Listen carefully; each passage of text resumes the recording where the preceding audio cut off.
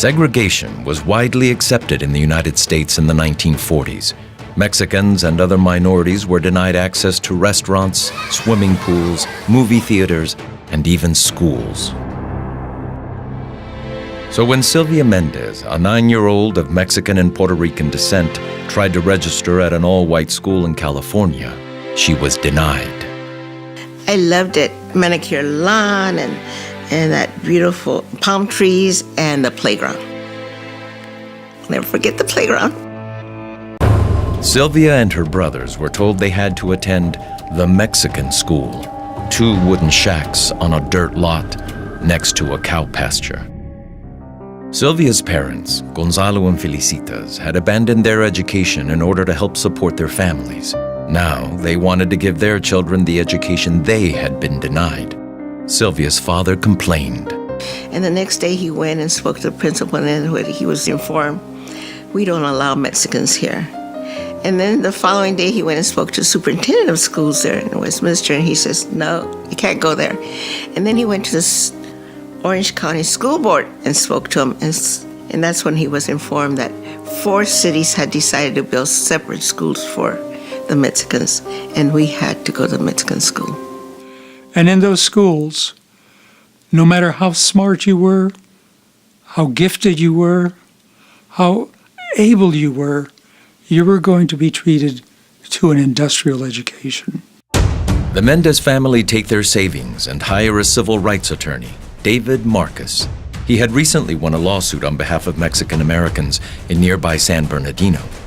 My parents weren't just fighting for us, because when they went and spoke to the superintendents, they said, Gonzalo, if you stop this lawsuit or whatever you're thinking about, your children can go to the school. And my father said, no, I'm not going to stop this. I'm not just fighting for my children, I'm fighting for all the children. Gonzalo and Felicitas decided that they would help to pay. Well, they ended up paying virtually everything, paying the lawyer, as well as paying their friends to take a day off of work and pay for their work. Sylvia's father convinces 4 other Mexican families to unite and join their lawsuit.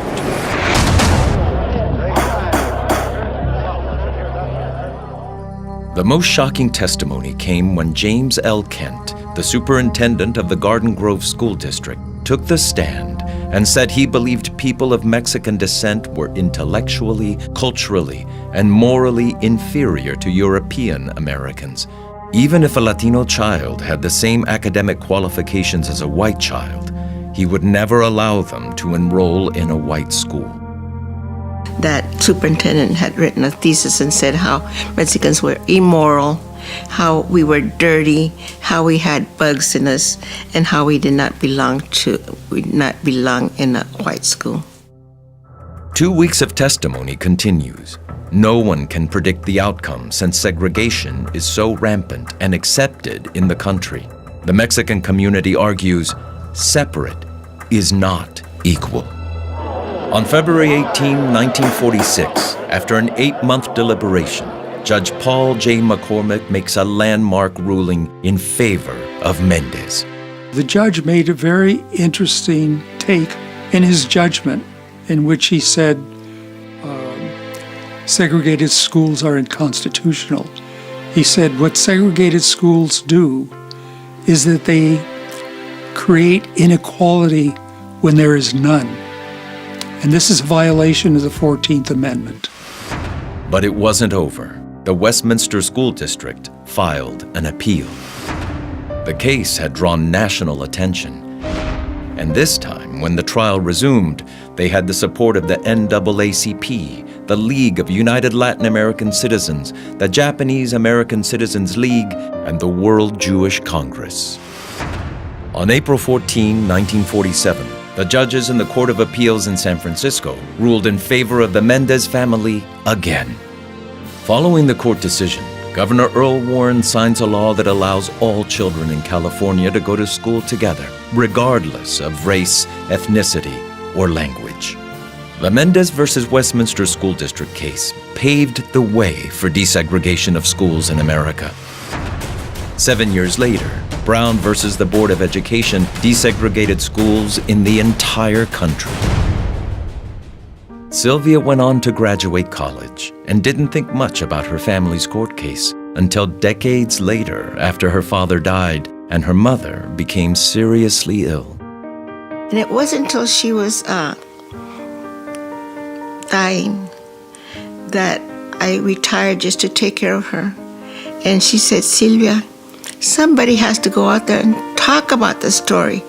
This is history of the United States, and you have to go out there and start talking about these brave Latinos, how they stood up against the establishment and fought, and how they won, and how California was the first state to be integrated. History of California, it cannot be forgotten. And we did it. We fought and we won, she said. For more than 25 years, she's been doing just that, speaking at schools and even before the U.S. Commission on Civil Rights.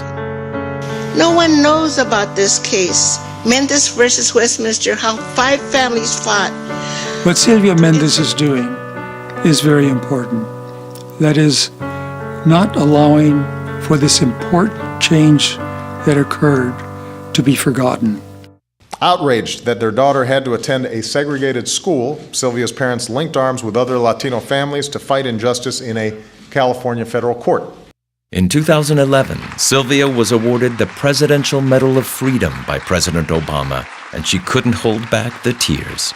I was crying because finally somebody had realized what my parents had done. That Medal of Freedom was all about the fight that the 5 families and my parents, how they stood up against the establishment, and how they fought, and how they never even got it. Gracias, Gonzalo, gracias, Ramirez, gracias, Guzman, gracias, Palomino, for what they had done. And then there it was, finally being given to us, the Medal of Freedom, showing that, that they had done the right thing.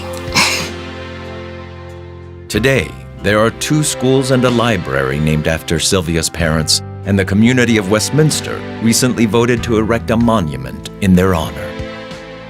We're putting together a monument of Gonzalo Mendez and just celebrating what happened, the breakthrough the community had, and the challenges we overcame, and to show the community what's possible. We can fight bigotry, we can fight injustice, we can fight anything that's coming and hurled at us. Because if we all unite, everybody will join you. And that's what I tell students. If you stand up for something that's right, people will join you and they will help you because they know what is right and we all know what is wrong. Sylvia continues to use her own money in telling her story, a story that was never taught in schools. 70 years ago, Sylvia's parents and their Latino community stood up to fight for what was right. And now, she hopes her story will inspire others to do the same.